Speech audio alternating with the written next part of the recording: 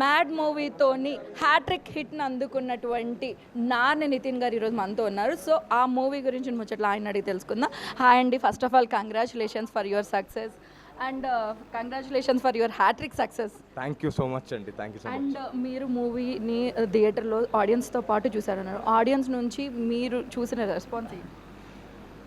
Ma'am, first thing ఏంటంటే మాకు సరిగ్గా డైలాగులు వినపట్లేదు మ్యామ్ అసలు అక్కడ మాస్ థియేటర్స్లో.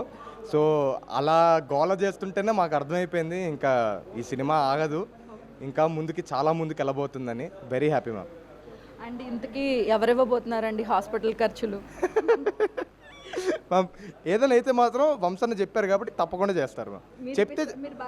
చెప్తే తప్పకుండా చేస్తారు వంశన్న, కానీ కూడా నేను కూడా దగ్గరుండి వరకు చేపిస్తాను మ్యామ్ కావాలంటే. అండ్ నిజంగానే ఈరోజు మార్నింగ్ కనుక థియేటర్లో చూస్తే అందరూ కూడా పడి నవ్వడం, ఏదైతే మీరు చెప్పారో అంటే స్టోరీ చూసి రావద్దు, మూవీని ఎంజాయ్ చేయడానికి అయితే రండి.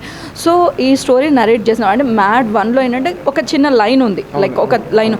సో దీనికి కంప్లీట్గా ఎటువంటి లైన్ లేకుండా ఈ మూవీ నరేట్ చేసినప్పుడు, సో ఇది మీ థర్డ్ మూవీ, సో ఎటువంటి కేర్ తీసుకున్నారు? అండ్ ఏమైనా కళ్యాణ్ గారికి ఏమైనా సజెషన్స్ ఇవ్వడం జరిగింది? అంటే అలా ఏం లేదు మ్యామ్, మరీ లైన్ అనేది అది చాలా చిన్న మాట అయిపోతుంది. కథ ఉంది మ్యామ్, కథ ఉంది, కానీ ఒక ఎంటర్టైనింగ్ సినిమాలో మేము కథ ఎత్తుక్కుంటూ రావద్దు అని చెప్పాము ఆడియన్స్కి. ఫస్ట్ సినిమా రిలీజ్ అవ్వకముందు మేము చెప్పిన మాట అదే అనమాట. సో ఎందుకు ఆ మాట అన్నామంటే మ్యామ్, మెయిన్ థింగ్ ఇప్పుడు ఒక దేవరా కావచ్చు, లేకపోతే RRR కావచ్చు, బాహుబలి కావచ్చు, that runs on story ma'am కంప్లీట్గా. It's not comedy, nothing else, it's just story. అలాంటి కథలకి, అలాంటి సినిమాలకు వచ్చేటప్పుడే మీరు కథలు చూడండి, ఇలాంటి సినిమాలకి ఎక్కువ కథ మీద కాన్సన్ట్రేట్ చేయొద్దు అనేది చెప్పారు వంశీ గారు కూడా. సో నన్ను అడిగితే మ్యామ్ పర్సనల్గా what I feel is there is a good line but not a great story to tell, but we came to entertain. మేము మార్కులు కొట్టేసాం ఆ విషయంలో. యా. అండ్ అలానే ఇప్పుడు ఏంటంటే వరుసగా 3 హిట్స్ వచ్చినాయి.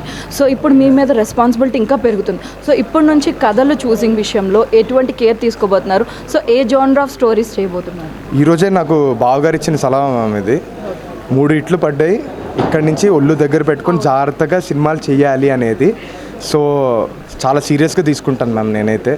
బావగారు చెప్పే ఏ మాట అయినా నేను చాలా సీరియస్ తీసుకుంటాను. సో ఇక ముందు రాబోయేది కూడా ఆయనతో దగ్గరుండి నేను నీట్గా ఒళ్ళు దగ్గర పెట్టుకొని మంచిగా సినిమా చేద్దామని అనుకుంటున్నాను.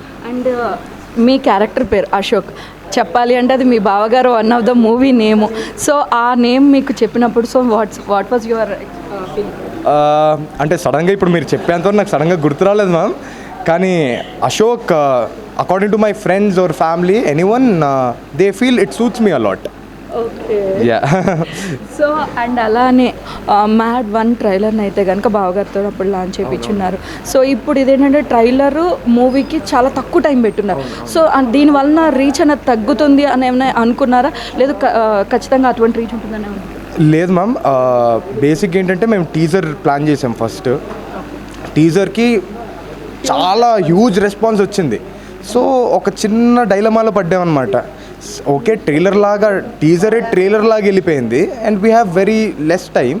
ఇప్పుడు చెయ్యాలా వద్దా అని ఒక కన్ఫ్యూజన్ స్టేట్లో ఉండేటప్పుడు అందరూ ఇంకా ఆర్టికల్ స్టార్ట్ చేశారు మ్యామ్. ఎలా ఇది ఫస్ట్ సినిమా అవ్వబోతుంది, ఇది లేకుండా they are very confident. So we don't want to take that chance. So we plan for a trailer as well. Okay. And next మీ అంటే లైక్ ఎప్పుడైనా బావగారితో పాటు కలిపి మల్టీ స్టారర్ చేసే ఛాన్సెస్ ఏమైనా ఉన్నాయా? అంటే ఫ్యాన్స్ మ్యామ్ దాన్ని మల్టీ స్టారర్ అనకూడదు మ్యామ్. పెద్ద స్టార్ సినిమాలో ఒక చిన్న పాత్ర చేశాను అంటారు మ్యామ్, అంతే.